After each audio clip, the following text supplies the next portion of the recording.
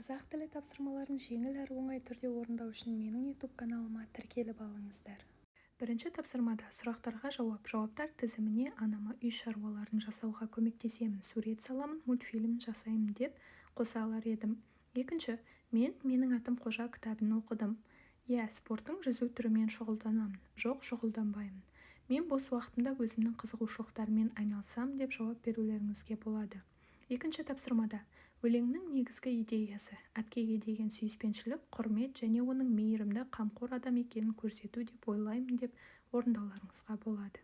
Үшінші тапсырманың бірінші деңгейінде оқимын, үйренемін, шұғылданамын, айналысамын, шығамын, аттанамын, отырамын, жайғасамын, барамын, жолға шығамын, тұрады, орналасады, шығарады, алып шығады, арттырады, көбейтеді.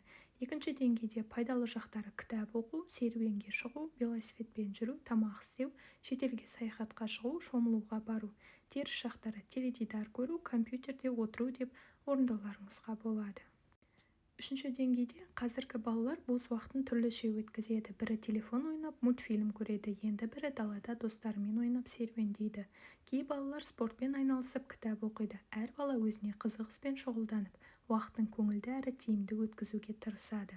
Төртінші тапсырмада уақыт, кітап, тамақ, шетел, көр, теледидар, компьютер, оқу, ақыл, дос, тіл, ой, қабілет, спорт, ағза деген сөздер ол түбір сөздер болып табылады. Бесінші тапсырмада мен күндерімді тиімді пайдаланамын. Менің әр күнім, әр уақытым өзім үшін бағалы. Оны текке өткізгім келмейді. Өткен күні мен сабаққа көңіл бөліп үй тапсырмасын орындадым. Мектептен белсенді болдым. Спортпен айналыстым, кітап оқыдым және анама көмектестім деп орындауларыңызға болады. Ал келесі 6-шы тапсырмада бос уақытта не істеймін деген сұраққа бос уақытында кітап оқып спортпен айналысамын. Ұстанған мақсатым кітап білім бұлағы болғандықтан болашағым үшін білімнің маңыздылығы жоғары.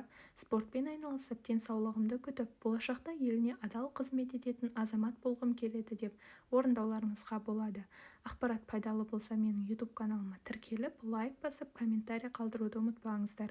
Келесі сабақтың ертерек шығуына өз септіктеріңізді тигізіңіздер. Назарларыңызға рахмет.